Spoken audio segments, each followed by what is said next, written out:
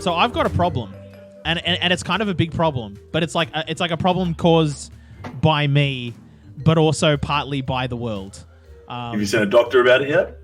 I don't know. It's not a problem that I need to see a doctor about. It's a problem that I need to see a bureaucrat about. So my driver's license expires at the end of the month. I didn't even know you had a driver's license. Well, no, I technically don't. I have a learner's permit, and that expires at the end of the month. You know, the one that you get that's lasts for 10 years that everybody ditches like 3 years in. Yeah, no, I still have mine. I didn't even know. Well, okay, I mean, I don't know because I got mine as soon as I got my Ps. I didn't even know the learner's permit expires. It doesn't expire after 10 years? It does. It's a 10-year license. You've had this learner's permit for 10 years? I have. Well, by the end of May, I will have, yeah. Shit. At this point in time, you can just go and get your Ps too, don't you? You're not when you go and get reissued, you don't go and get your learners reissued. You just go straight to your Ps anyway. I don't know. I don't think so. I think No, you do. You go straight to your red Ps. Assuming that he passes the test. All he has to do is pass the hazards, and you just get the red Ps. No. You still have to do the in-car test. You can't just go and get your Ps. Oh, okay. Yeah, no, true. It negates the hours is what it does. Yeah. I still have exactly. Yeah. So there is like a weird like statute thing where you don't have to do the hours or prove that you've done the hours or have your logbook. But if you're over 21, you don't have to go on your hours. Just to have an hour, like a learner's permit expire in general is a fucking mammoth effort, and I respect you for it. Yeah, especially it's one thing to have like your license expire and you just go, oh, I'm just not gonna get it reissued, which I think you just get it normally reissued anyway. I think it does it automatically. Oh no, you have to pay for it. But to have a learner's expire is a gimmick.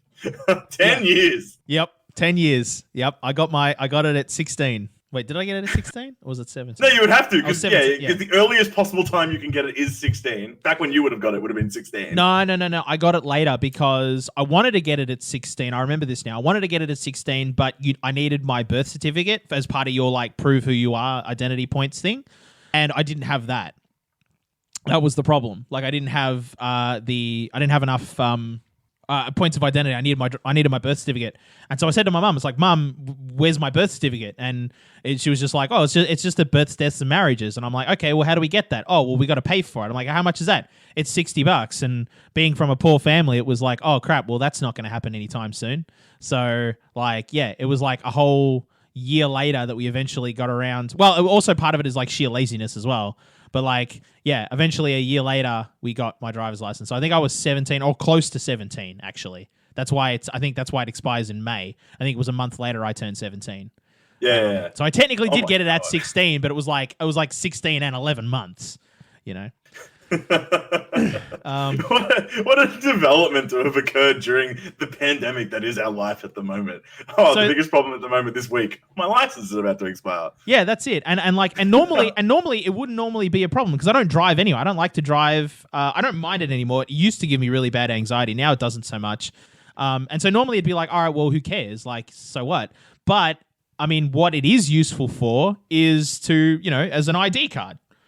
Yeah, and that was where I wanted to lead this discussion because I get it and I don't get it at the same time. I get it from the perspective of, so our licenses, Ricky and I have full licenses. Our licenses expire after 10 years as well, don't they? It depends. Yeah, I think you can elect for 5 or 10 years, or I think there's a 20-year one as well. No, there's a 3-year one. Oh, there's a 3-year one. Oh wow, I didn't even know there was that low. It's only $80. I had to renew mine this past year. I got my P, so it follows your Ps. Yeah. I got my Ps on the 23rd of December. So when I had to go into Vic Roads late last year to renew my license on the 23rd of December this year, that was a fucking shit show because there were so many. I didn't think that there would be many people there because I'm like, oh, who gets their or who's worrying about any of this like in December? Turns out, so many people. I waited. I think it was a good hour and a half to pay $80 to get my license renewed and my new, because I was up to the point of getting a new photo taken as well. So yeah, it took me a solid hour and a half to pay my $80 and get my new photo taken for my new license. Because for some reason, on the 23rd of December, Vic Roads was fucking packed. Who knew?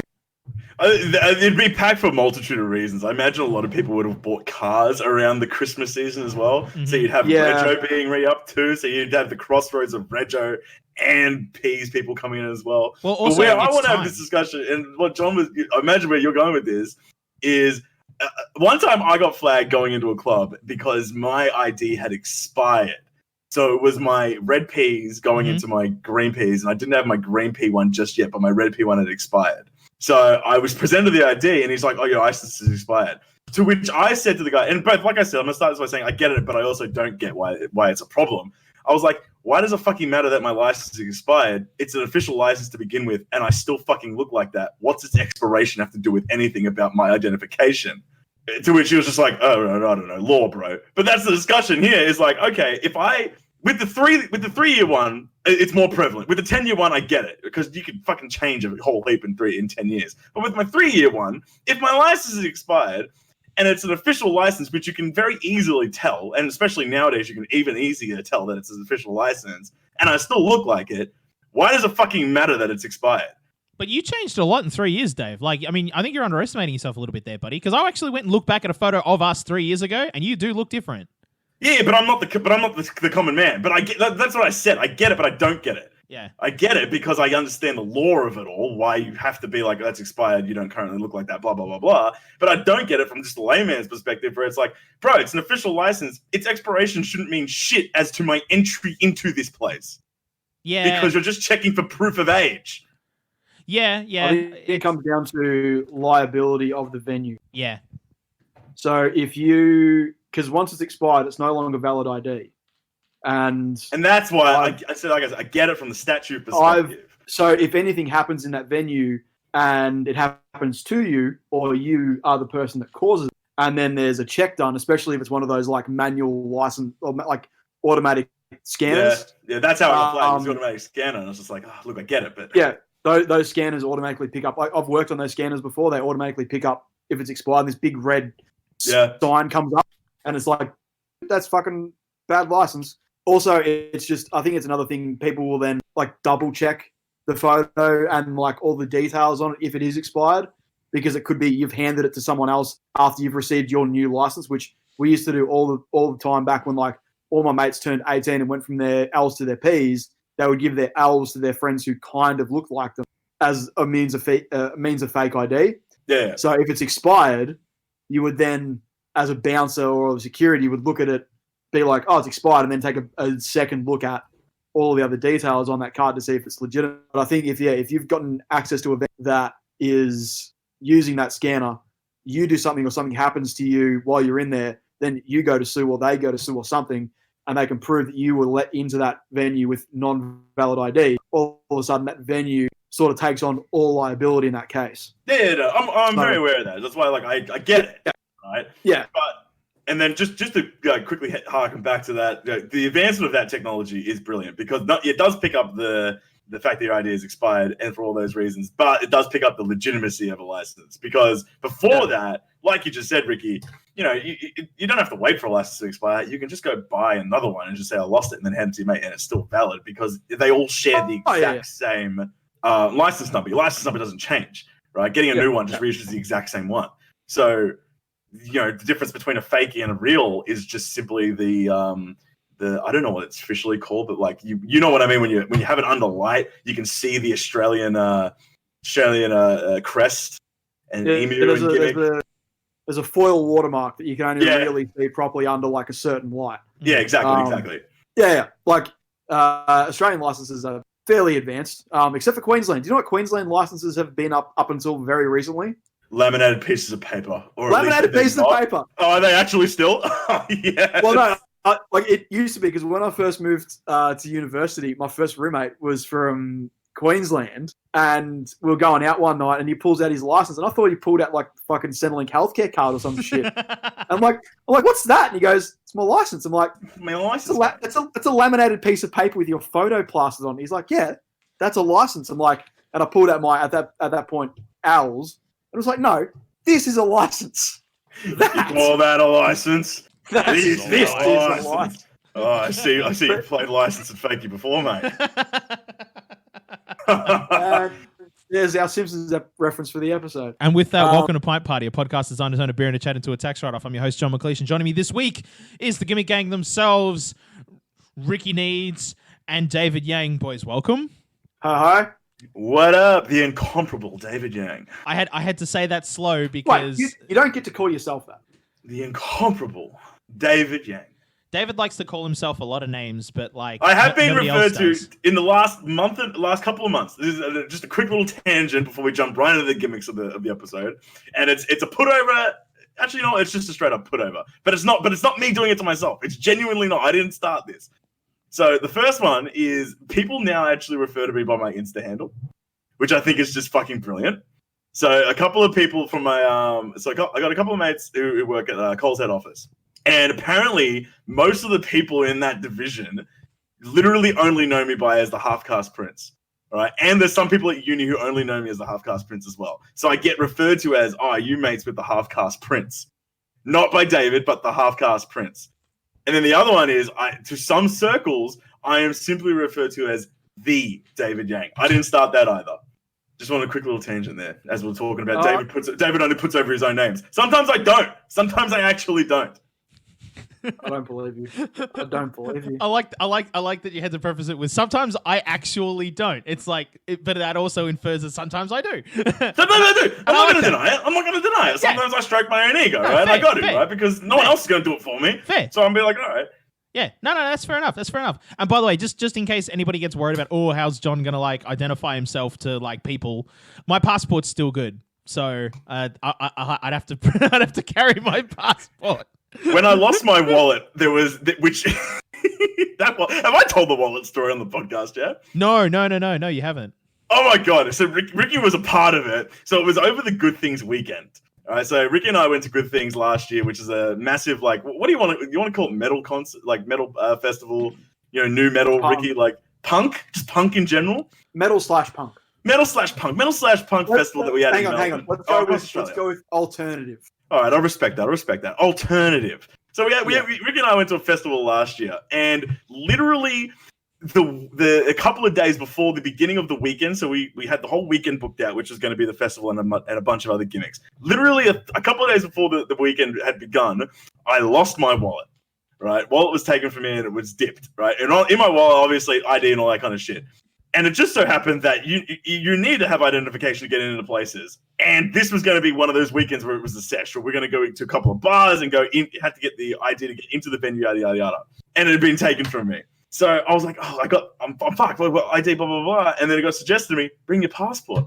The passport is, if you sell it right upon entry, it is a low-key flex. I went to like maybe about 4 different bars that weekend, and I'm standing in line. I got my chest out, like identification. I whip out my passport. Security bloke looks me up and down, and as long as you hold firm, the dude goes, respect, bro.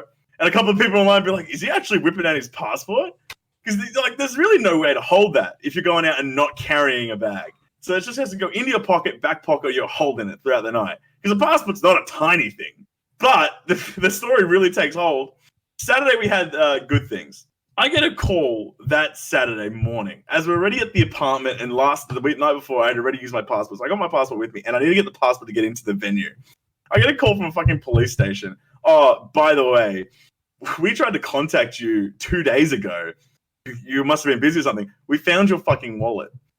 So my wallet had been aware and alive with my identification the entire time, and I couldn't get it until the end of the weekend, but I still had 3 more venues to go to.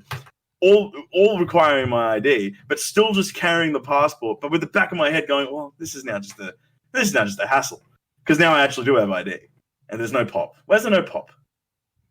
Because people that carry around their passport as ID are usually very irresponsible females. I mean, but just from personal experience. No, but that's what I'm saying. Like, and I agree. If I'm someone in line and I see someone whip out their passport, my initial go-to thought is like, well, that guy's a dickhead. Like, why don't you have your license, bro? Like, that's like the first thing you always think of. You just assume that person doesn't have their license. So that's what I'm always cautious of when I'm in line and I have to pull out my passport or something that isn't my ID. I'm just thinking to myself, like, little insecurity. I'm just like, these guys probably don't think I have a license. They probably don't think I drive. They probably think I'm an idiot. right? Where it's just like in my simple situation, it was both I had lost my wallet, but at the same time, my wallet wasn't lost. I could have very easily have picked it up 2 days before the weekend had started and had avoided all this low key insecurity. But I said to myself, no, I'm fighting the mass populace on this one, the judges and the naysayers, and I'm going to stick my chest out. And when they ask me for my ID, I'm going to be like, bam, here's my passport, bro. I mean, for me, it's like I don't have any of that sort of judgment in that regard. For me, the judgment comes from like, you know, if you pull out your passport and you're not a tourist, like you're not like if you're doing you're native, you're a native and you're pulling out your own passport, it's sort of like, why that's a valuable commodity thing that you should be seriously looking after. So like why are you bringing it out here? Like, because there are other forms of ID. You can get, I think it's called Key Pass or something like that. Yeah, you can get it from the police station. You get like a... Yeah. I don't know. Like, I think I'd have to go and get one of them. But like, I mean, that's what you'd get. You get that. It's the size of a driver's license and whatever. Like that's what you would do. So like, for me, it's sort of like if you've got your passport but you don't have one of those, it just feels slightly irresponsible to me. But no, I completely agree with that point. That also floats around in my head. It's like, well, what if I seem to be prone to losing my wallet. So the logical connection would be maybe I'm also prone to losing my passport, and that costs far fucking more than a goddamn license does overall. Well, I mean, yeah, because it costs you more than just money. Like, if you lose your passport, you could have it easily stolen by Israeli intelligence forces who then pretend to be you when they go and do a hit job in Palestine. That actually happened to 3 Australians. Yeah. So, like, you don't want to get accused of a murder you didn't commit. So, yeah, that's why passports are like that's some shit you don't want to lose. Oh, it's just an inconvenience. Hong Kong opened up their bars this weekend. What's that like? I got sent videos. I have never seen such joy mixed with just overall carnage at one time. God. Like there's this strip that I guess is like Hong Kong's version of King Street, where like just all the bars and clubs and stuff are on this one strip in Hong Kong. My mate sent me a bunch of videos, and it is just wall to wall. And you can drink on the street in Hong Kong. Like, you can just buy a drink and then just walk into the street with it. It was packed. Like, you could not move from, like, the furthest end back to where he was sort of videotaping at the top of the street. Just a sea of people. And in the back of my mind, I'm just like, hey, that's really cool. They're opened up. And then further back in the back of my mind, I'm just like, oh, that's probably not a good idea at all. Something bad. But even further back in that mind, Ricky, is your thought of like, God, when the lockdown does lift here, and it will lift eventually, when it does lift here, what's that one street in Melbourne that's just going to be, danger zone? It's going to be probably Swan Street. I was going to say, I reckon Swan Street's going to be an absolute fucking mess, but you wouldn't be too far gone to also say South Bank might be a bit of a war zone too. South Bank, but like South Bank is mostly like eating in a couple of bars, whereas like Swan Street is just bars. Oh, there are a couple of restaurants, but like the foot traffic. Yeah. Oh yeah. But that's the thing. Like, they didn't have any like secondary rules in place. It was just the bars are either closed or open. That's it. Apparently there was supposed to be like social distancing, and everyone was like, "Fuck that." Whereas here, I think it's going to be like bars can open 30 capacity, 40 capacity, 50 capacity, and so forth. It's not going to be just one sort of like free-for-all day where everything opens up and people go out in the streets and go fucking nuts. Yeah. We're a good while away from that. Oh, yeah. But it was just nice to see, like, everyone in the video was, like, having the best time. Everyone was so happy. It was mostly, like, expats and people working in Hong Kong that aren't from Hong Kong. But there was definitely, like, some locals scattered in there as well. But just, yeah, everyone was just like, fuck, this is, mostly kind of over for them. But only because they went super strict. Only because they want it to be over for them. God, what's it like being a country? Yeah, look, if come Monday morning we hear Hong Kong has spiked again for some unknown reason, I think they'll go back into some kind of lockdown. But yeah, I know. I guarantee you today they're all practicing social distancing because they are all hungover in bed. Exactly, and like I was saying this to fucking a bunch of people like last week. I miss the day after a sesh. Don't even get me started, Ricky. Like, I miss being hungover. And like, honestly, like I haven't been able to get up the gumption to get drunk at home yet. Like I've had like 3 or 4 or 5 drinks, but that's not enough to get me pissed. Maybe by the end of this, when my like tolerance is tanked and I'm back to like a toucan Sam. But for the most part, like a few of my friends have like sent me photos and like videos and shit of them getting drunk at home. And I'm just like, I just can't do that. I need other people around me to I'm in the opposite boat. So like my tolerance has gone to shit. Last week was the first time I had gotten on a low-key sesh, like quote unquote sesh. And it started with playing trivia with you boys, and I was on the wines. So I started with the trivia, and then I jumped over to JJ and her friends, and we were playing online games up until about 12.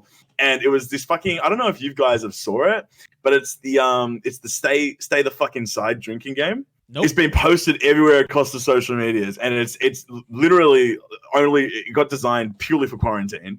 So it's a simple little drinking game. Card comes up, read prompt, either do it or don't do it. If you don't do it, take a drink, right? And so we were just playing that for 3 hours. I got tanked on just a glass and a half of wine. My tolerance has gone to fucking shit. How big was the glass?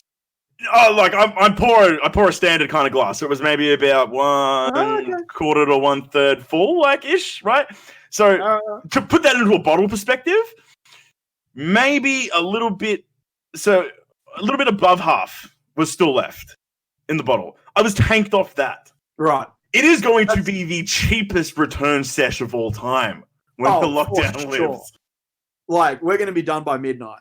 It's going to be go out, smash like a couple of shots in those first couple of beers, and like half an hour later, it's going to hit you like a fucking freight train. It's be like, oh, fuck, I'm going home.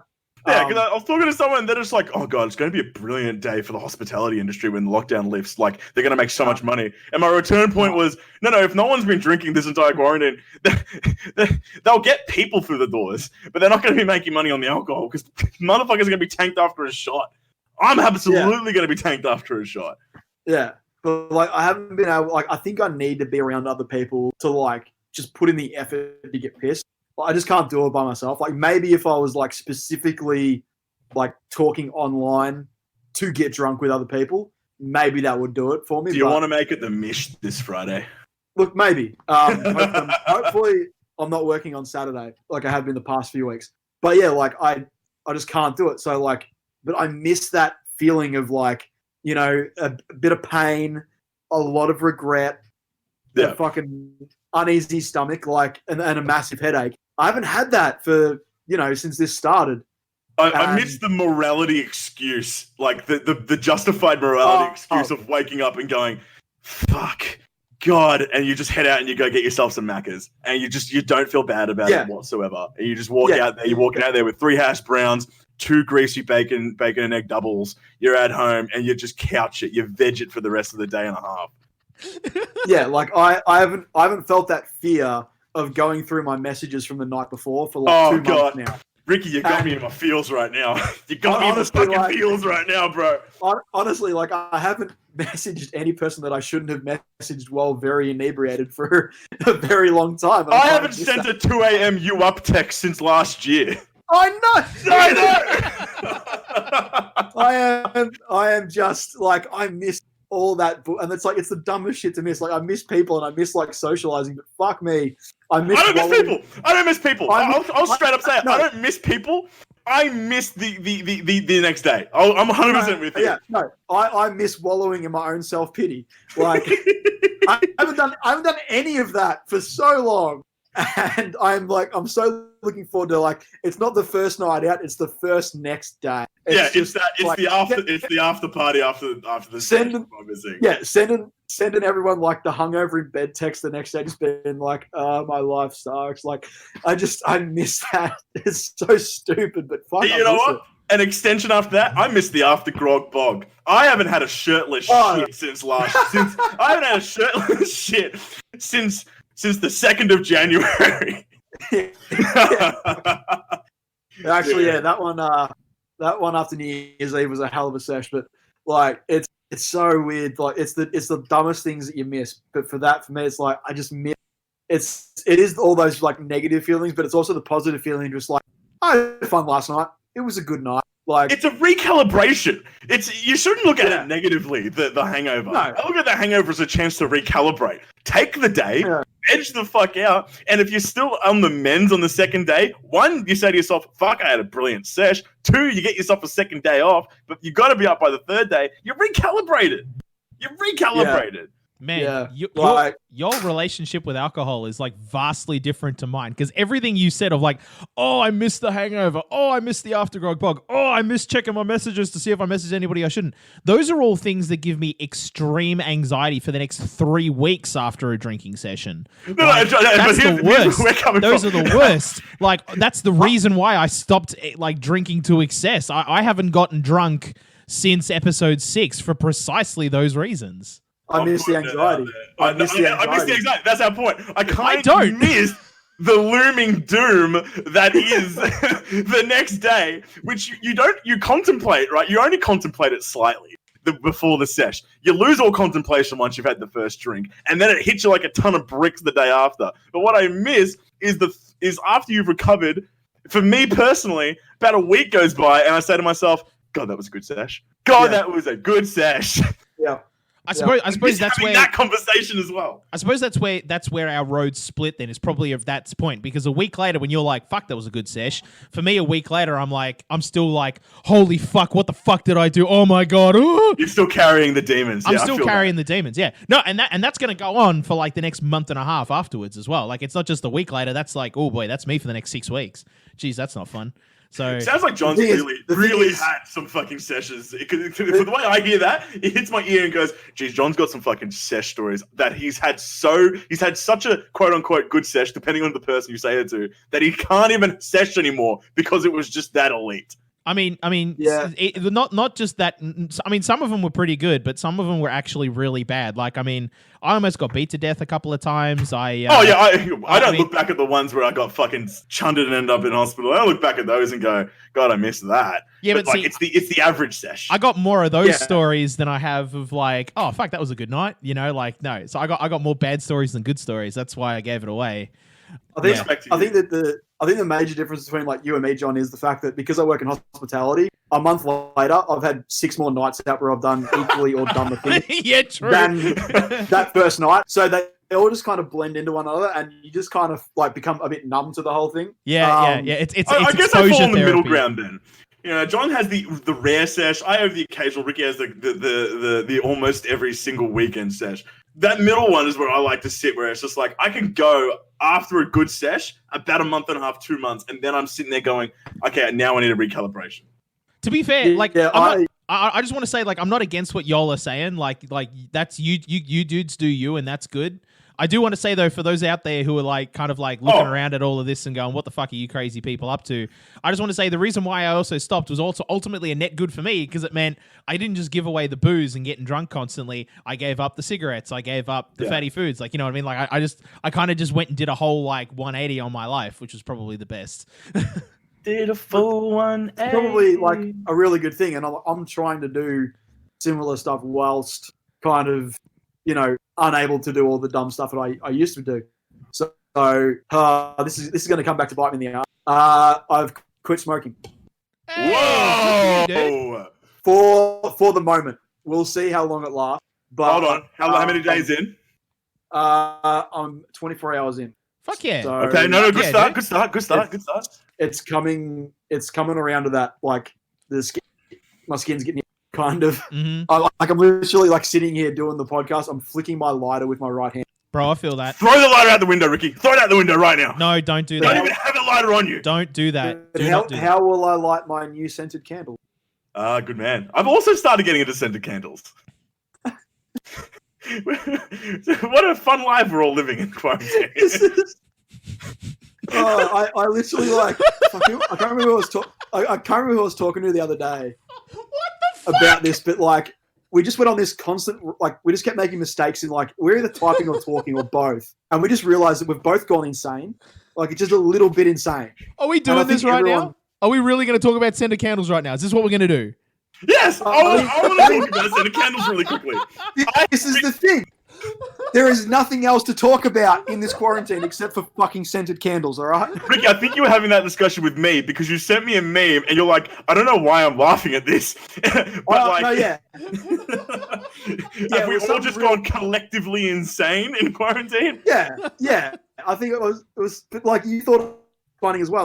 Yeah, because I can tell you right now, 4 months ago, that meme probably wouldn't have hit me as hard as it did last week. All right? Yeah, exactly. Like we're exhausted for content, so we're finding shit funnier, and we're all collectively insane. This is why I've come around to scented candles, man. Fucking scented candles. They center me. They relax me.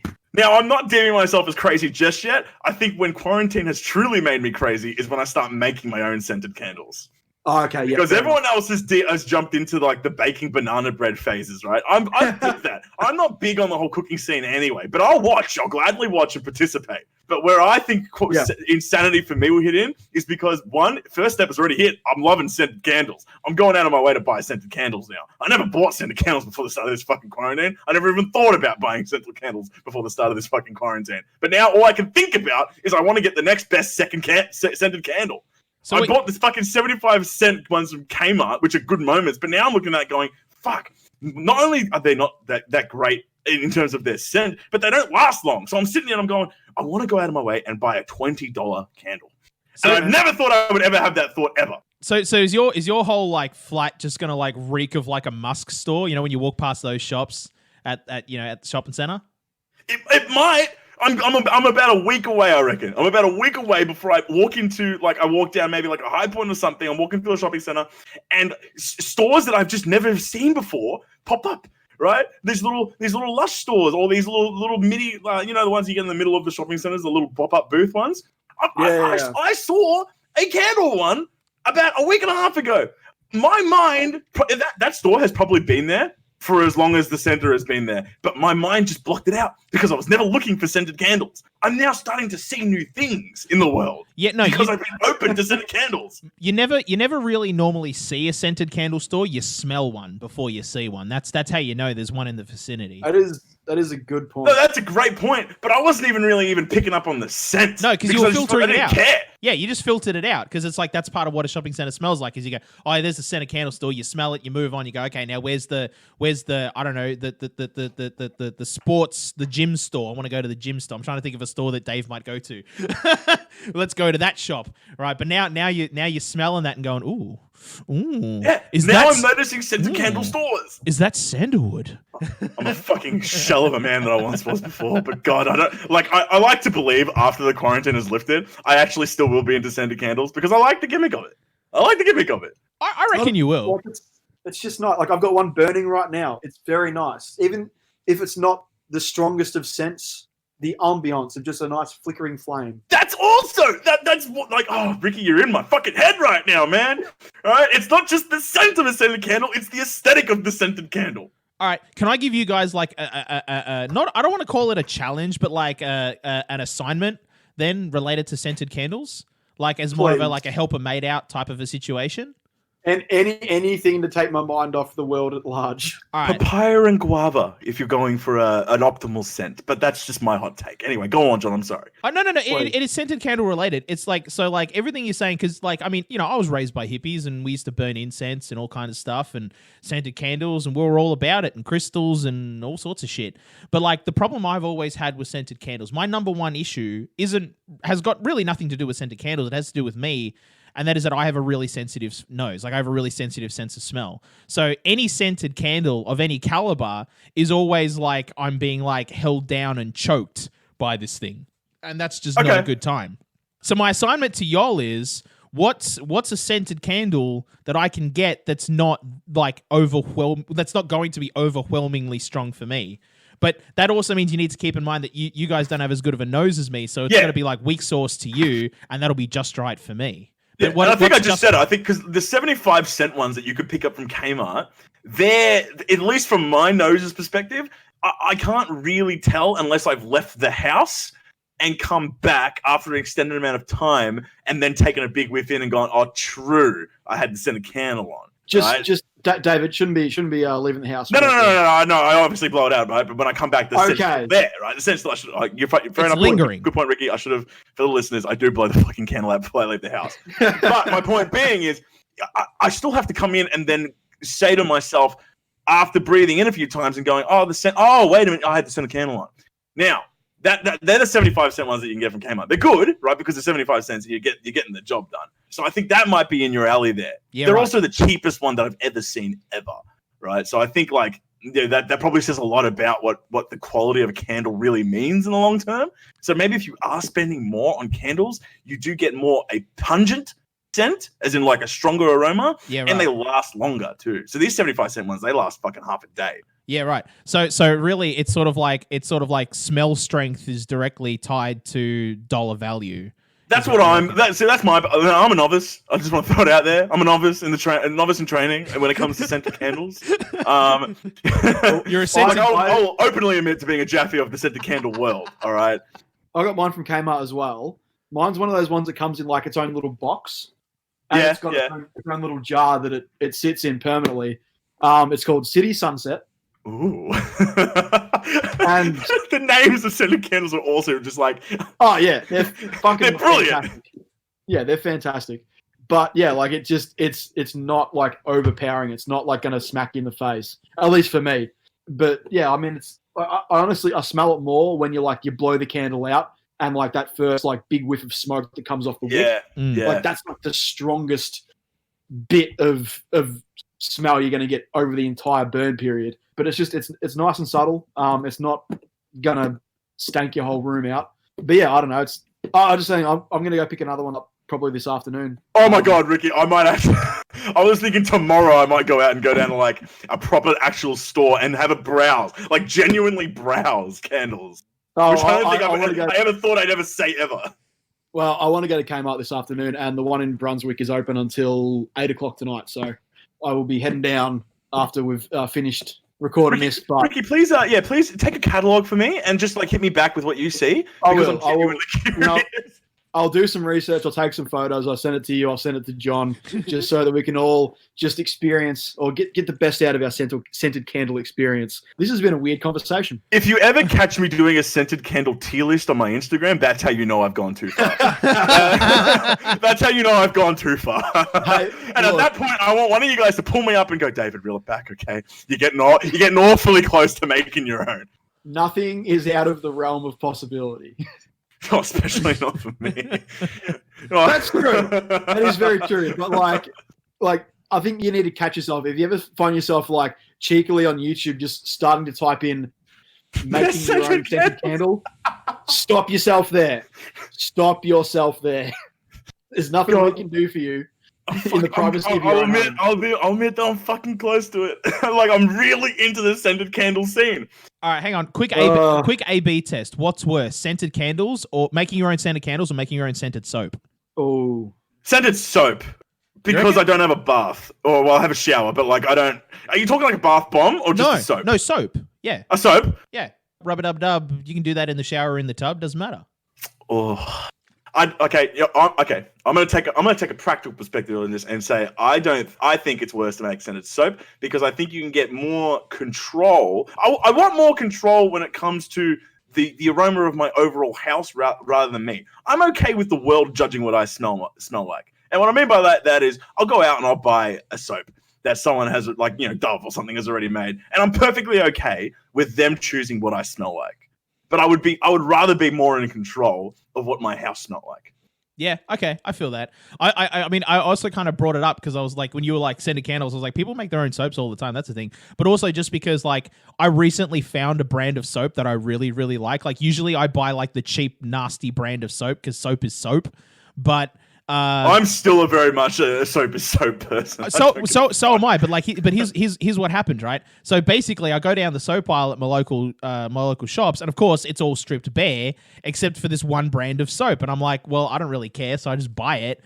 And it was like, and then I grab it, and it's like it's curved, so it's like you know, it's ergonomic in your hand, and it smells amazing. I'm like, oh my god, I love the smell of this soap, and I love the way it makes me smell. And I've gone and bought another pack. I went back like a couple weeks later when I needed more soap, Well, not when I needed it, when I wanted to get more soap.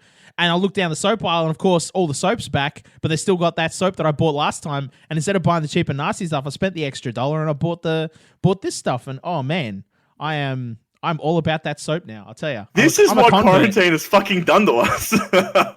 I never hear John talking about the fact that he's fucking with high-end soaps or different kinds of soaps. I never thought I'd hear the words out of my mouth, I'm buying scented candles. To be fair, and I never thought I'd heard Ricky say he's quitting smoking.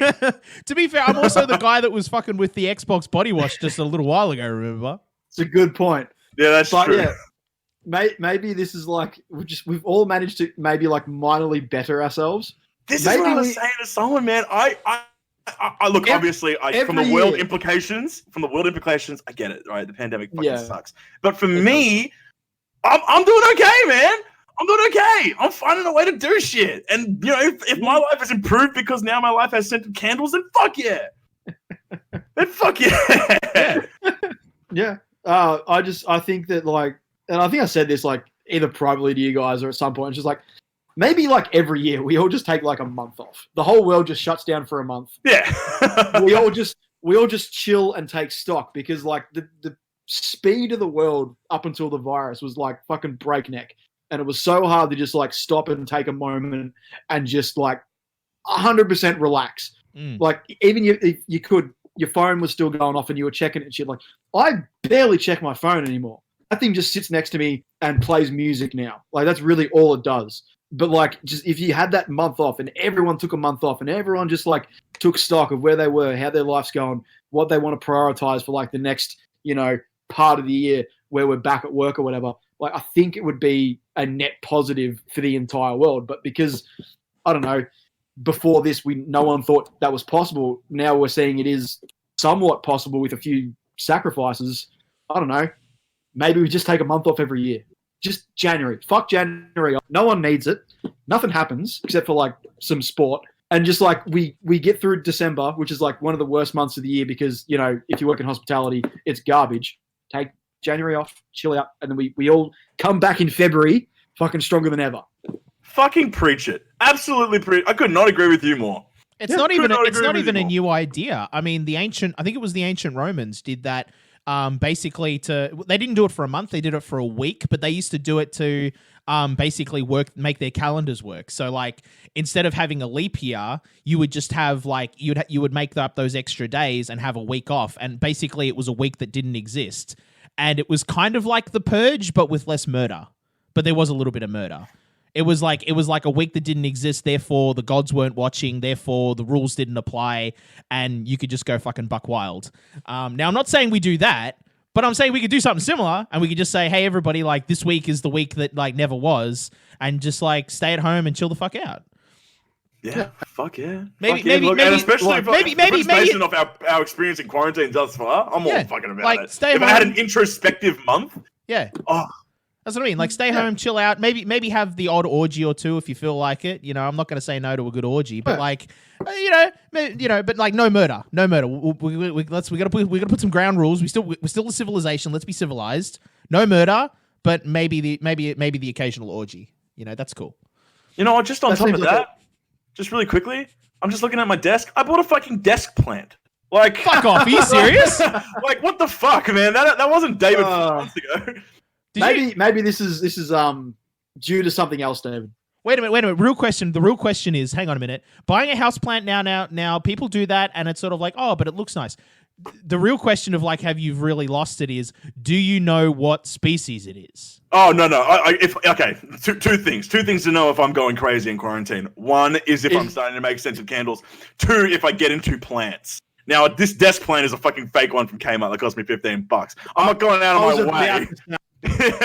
Is it a fake fucking plant?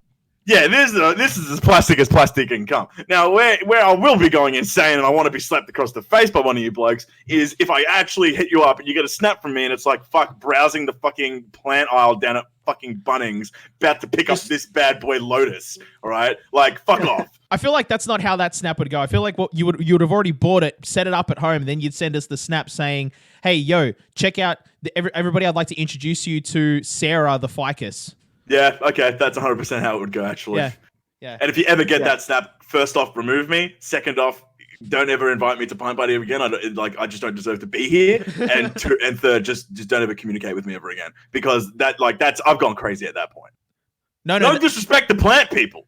No disrespect. We need you. I'm just not that person. No, we just that's when we know we need to go to your house and like go full SWAT and like kick in the door and get a slab in you.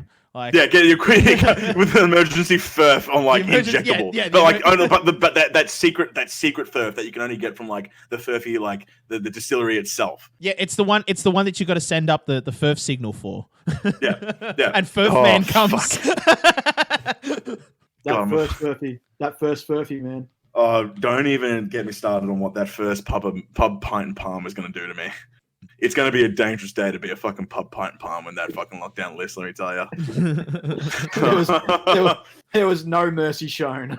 Oh my god. It's going to literally be that scene from fucking that Simpsons where it was the Homer they're trapped out at sea and Homer barges through the door. But it's not going to be me ordering 700 pint palms. It's going to be just get me a fucking palmer and a pint and a fucking verb and just sit me down and it'll be done in 5 minutes.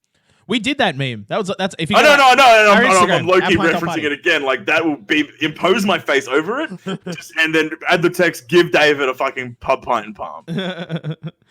Chips on the side, please. All right. So before we close out this episode, we have to talk about it. Dave, you went for a walk last week. Yeah, it's very topical. So I guess I'll introduce it. Unless John, you want to? No, well, okay, I'll introduce it because I do want to tell my side of the story first. Because so last week we were planning to do Pint Party and like record it and stuff, and like there I am organizing, doing my producer bits and pieces. And I'm like, can you do it on this day? Can you do it on Saturday? And you were like, Dave, or maybe I could do it in the evening, maybe. But you were super vague. You were just like, maybe I could do it at this time. And I was like, yeah, whatever. Like maybe he's got something else going on. Like, yeah, okay, fine. Like, y'all live your lives and that's cool. But I had no idea what it was, and ultimately it didn't really matter. So there I am, and there's Lockie and I, and we're getting ready to record, and having a talk about it. And suddenly I get a snap that comes through. And it's you being like, yo, gonna walk 50 kilometers. No, walk 150,000 steps today. And I was like, what the fuck? Like, it just came out of left field. It was coming out completely out of nowhere. And I'm like, have you seen this, Locke? And Locke was like, no, I haven't fucking seen this at all. What the fuck? And we're both just sitting here going, what in the fuck is going on? And then we just like kept track of the snaps the whole way through. And like we even talked about it a bit after the cast, and fucking hell, it was nuts. Just like out of the blue, it was just sort of like gonna walk 50 kilometers today, and you didn't say 50 Ks, but I'd worked it out because I did some quick maths in my head, and the fact that I nailed it is like, that's how you know we've all gone insane. The fact that I've gotten better at mathematics, quite frankly, is insane. Oh my god, that's also number 3 if I go insane, is if I start doing math. No, look, I had actually planned it for a while. I had heard about there's a little initiative, not for profit, called the May 50K. Right. And I'll start by saying the May 50K it's a fundraiser, but you don't have to do fundraising for it. But the idea is promotion. And it's to raise awareness for multiple sclerosis. Yeah, right. And the research for MS. Right. So I heard about it, and like, I'm a physical guy, right? And like, we said a couple of it when I was on last about, the fact that gyms are closed. For me, it's not about the aesthetics of it overall. It's the physical therapy. Like, I genuinely need that exertion of energy at that level so I can be fucking sane overall, right? Otherwise, I just get antsy, I get anxious, and I get angry. I've been fucking angry for the last month and a half, let me tell you. No, I completely understand, because that started to happen to me. Like when I started walking regularly, like I started ending up like if I didn't go for a walk, I'd get bad. Yeah. And that was kind of where that stemmed from. I heard about it and I was like, okay, this is not only is it like something just a gimmick. I'll say gimmick just for you, John, in this regard. It's a gimmick because it's like, it's something fun to do, right? But I looked at it, I was like, it's something that can keep me sane, and it's challenging, and it's a physical feat. It's genuinely a physical feat. Oh, for sure. The physical feat of it, though, was, so I took, if anyone's listened to the podcast, my mate Connor, good mate of mine, me and him, we were talking about it for a while, and initially we wanted to do 150,000 steps, which would have equated to over 50K, but we knew about the 50K initiative, and we we're going to do that regardless. But what we're going to do is we're just going to do it in a single day. Which, the May 50K asked you to do it throughout all of May. Right. So you track your progress through the 1st to the 30th, right? Or 31st. I don't know how many fucking days are in May. So that's what that initiative it promotes. But we're like, no, we want to push ourselves. Right? Do it in a fucking day. We dubbed it the May 50K in a day. Got a bit of a ring to it. Which, by the way, just for people at home, doing 50 kilometers in a month isn't completely insane. Like it's a very, very achievable goal, even for someone like me. Like when I was at my peak walking, I could have done the May 50K, I reckon, in 2.5 weeks. Yeah. Oh, and that's absolutely. me. That's me we're talking about. Right, I could have done. By no stretch of the term is it overly difficult. It is so achievable. That's what I mean. You just lived an everyday life. Yeah, for sure. But yeah, the physical feat of it was that we were like, no, we're going to do it in a day, but we're going to make it fun. So we call it the Urban Trek, right? Which now looking back at it, we're never going to start this urban trekking gimmick. Don't ask me about that ever again. We're never doing the Urban Trek again. But we're like, we're going to challenge ourselves. We call it the Urban Trek. So we mapped out a route that hits all of the big beats around Melbourne. Mm-hmm. Or CBD and like a kilometer out from that, right? Like we're not going to go like out east or out west because obviously there's so many more attractions in Melbourne. But the idea being we want to do the attractions of what Melbourne CBD is, all right? Because the overall idea was we're going to record it and we're going to put it up and we're going to chop it all together. And this is the May 50K done in a day. But overall, it's also like the Urban Trekkers experience of Melbourne, which I think is just such a cool idea anyway, but I'm not going to do it. You hit like the zoo, the art centre, my house. Ricky's house, which is a bit of a scene. But so we did but the extent of our planning was only what we mapped out. We didn't do any kind of prelim training or anything. So it was just go on the day. And I know what you're quoting from the chat, John. I can see it here. I got it, and I quote, "I'll probably be free after 7 p.m. onwards." Yeah. We had not calculated how long it would take to walk 50Ks. No. We started at 10, I think it was 10 a.m. the Sunday, and we didn't hit 50Ks until I think it was 8:30. Yeah, it was about that. It was about that. It was about 8:30. Yeah. So that's about 10 and a half hours that took us to do. Now, in saying that, we took in total, maybe about 25 minutes to 30 minutes of a break. Yeah. Where we sat down. Yeah. So factored that in, we were going for the first half, probably a good pace. And then a wall was hit. Let me tell you, a wall was hit. I popped a blister in my left foot at about 5 o'clock. And that was when we had hit St. Kilda. And the St. Kilda Beach, and we're doing the coastal walk there, and we were taking that walk up to the Westgate, under the Westgate Bridge. Yep. I popped the blister in my left foot at that point, and I was limping for about a good 40 minutes. Mm-hmm. That was the only time in the walk had I even crossed the idea crossed me to hang them up and go, "Duh, I can't do this." But I'm a stubborn, competitive piece of shit, and I didn't stop my stride, and I kept walking. Wait, how far in were you at that point? We, at about that point, probably about 29 to 30 Ks in. Yeah, right.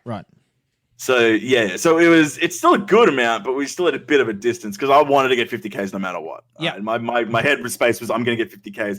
And at that point, I said, we're not getting 150 K steps because we were both pretty tired. So our pace at that point was literally about 11... No, fucking sure. If any of you have tracked your walk before, you'll know like how many kilometers an hour you're doing based on your walking speed, right? And my average is just under 10 Ks an hour. Is my good walking speed.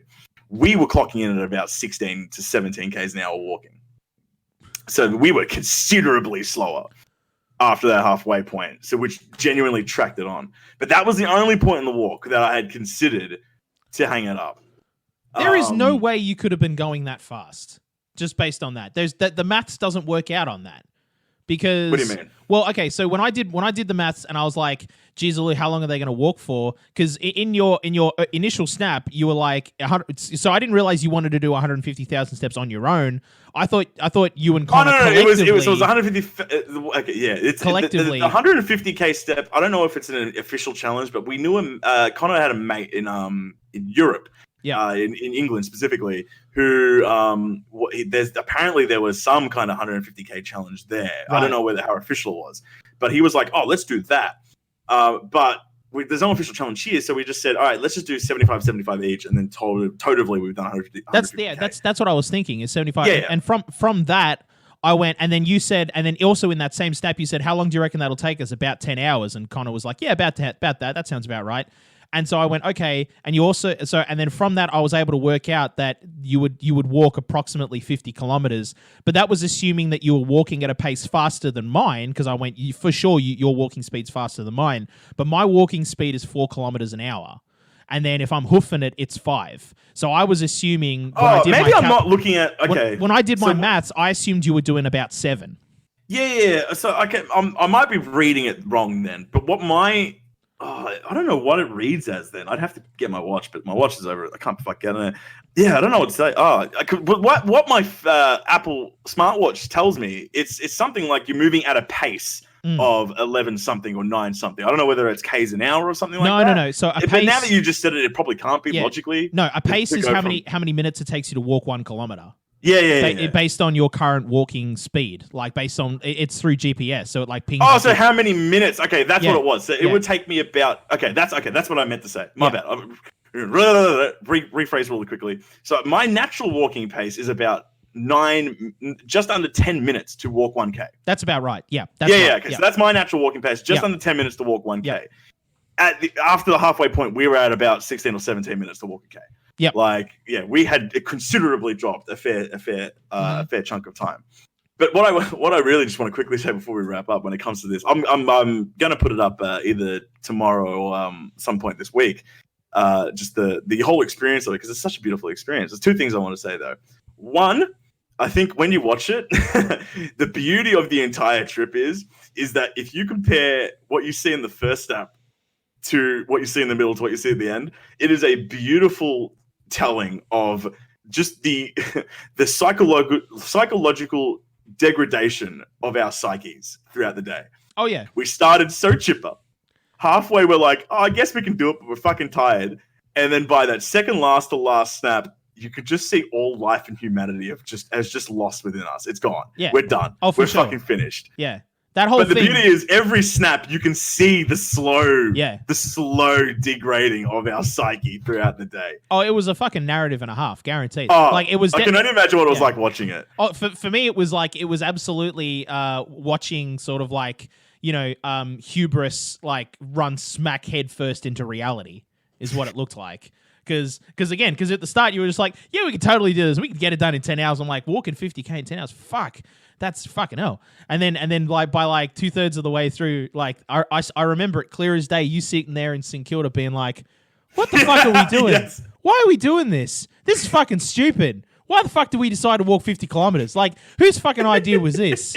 Like, who was the dumb prick that decided to do this? Oh, wait, it's fucking me. Fuck. Oh, I guess I got to fucking do it then. But see, that's like that. It carries like a classic like movie narrative structure, because you've got the high goes into that's the low point for sure in the story. But then you get to like 8:00 at night, and you're sitting there, you and Connor are sitting there, and it's like, we fucking did it. Holy fuck, we did it. Yeah. Now what do you want to fucking do? And Connor's like, I'm keen as a bean for food. I wish we had documented more of that final kilometer stretch, because we had just finished Elizabeth Street up until Sydney Road. So it's just a straight shot. If anyone knows how the Melbourne suburbs and in the CBD work, it's just a straight shot, and there's nothing, and it's dark. There's nothing. The only notable thing was Melbourne Uni that we had passed, the Parkville campus, and so that last kilometer, it's this mental struggle of sitting there going, not only are we so fucking close, but we're literally on nothing. Yeah, literally on nothing.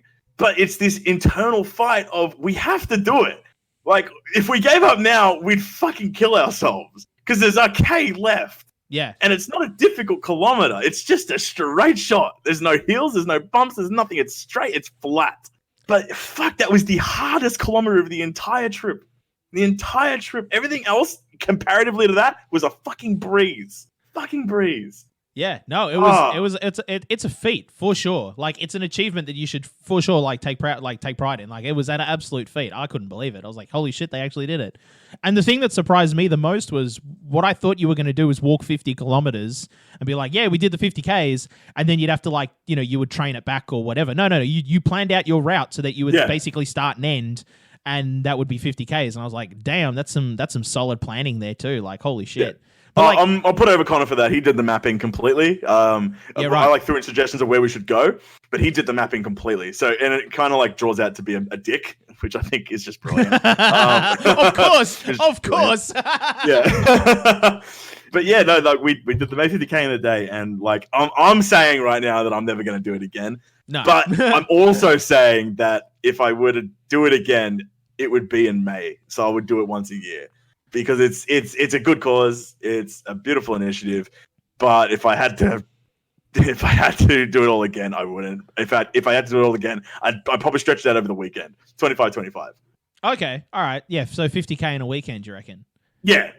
Otherwise, otherwise, most people in their normal day to day could do 50Ks in a month. Oh no, they absolutely can. Like, I'm saying that I know I can do it, and that's me. Right, and I'm a fat piece of shit. Like, if I can do it, then literally anybody can. Yeah, for sure. Yeah, just the final list of the cap it all off. That fucking blister I had the following day, though. I was gonna say. Oh my god, that thing was a fucking beauty. I'll tell you. Holy shit! Is that going up? Is the popping of that going up as part of your video? Do you want it to go up as part of the video? Fuck, yes, I don't know. Very much so. Personally, do you guys want it up in the part of the video? Because I'll put it at the end.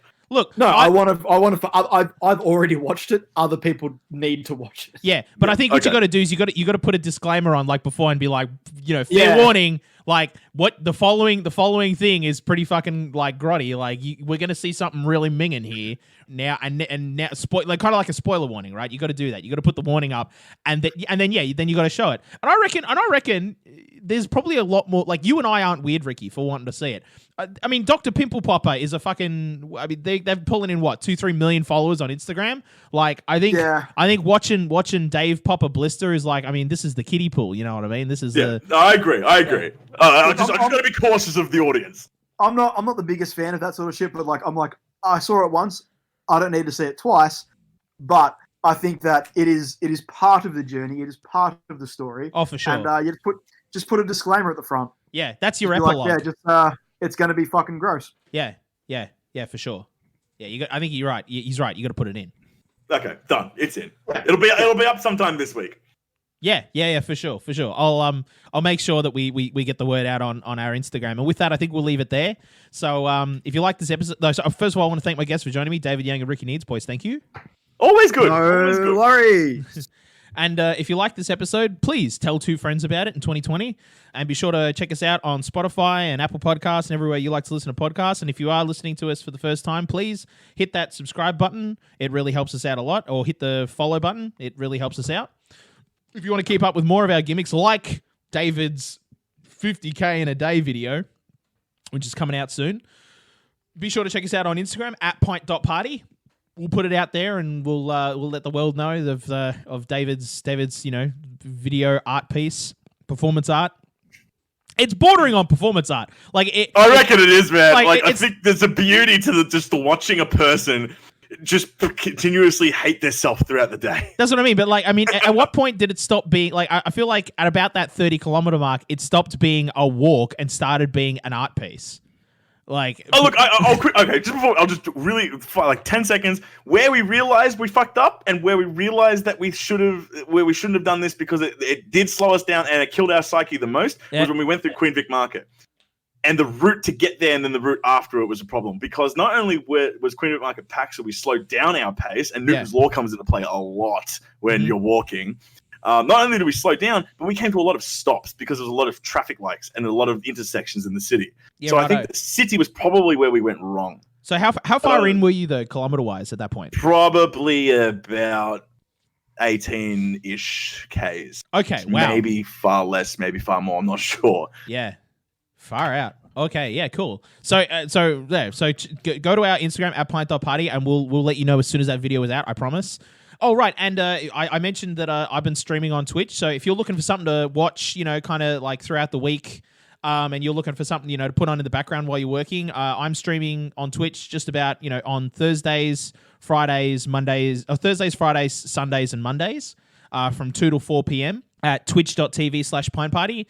And if you're, if you want to, if you're looking for you go, I don't want to watch that live because, I'm not working at that time or what have you. If you check out our YouTube channel, which if you just search Pint Party on YouTube, you'll find it. You can go on there and there's a couple of playlists of like the stream archives all there. And honestly, at this point, it's like almost 2.5, 3 days worth of content. That's up there right now. So you got heaps and heaps of content to like put on in the background to watch while you're working from home. And you got a choice there. You can listen to me play SimCity 2000 or listen to me play Exapunks. And Exapunks is kind of funny on its own because you can watch a man who failed year 10 maths kind of like break his own brain. So there's something there for you. With that, this has been Pint Party. Cheers. Cheers.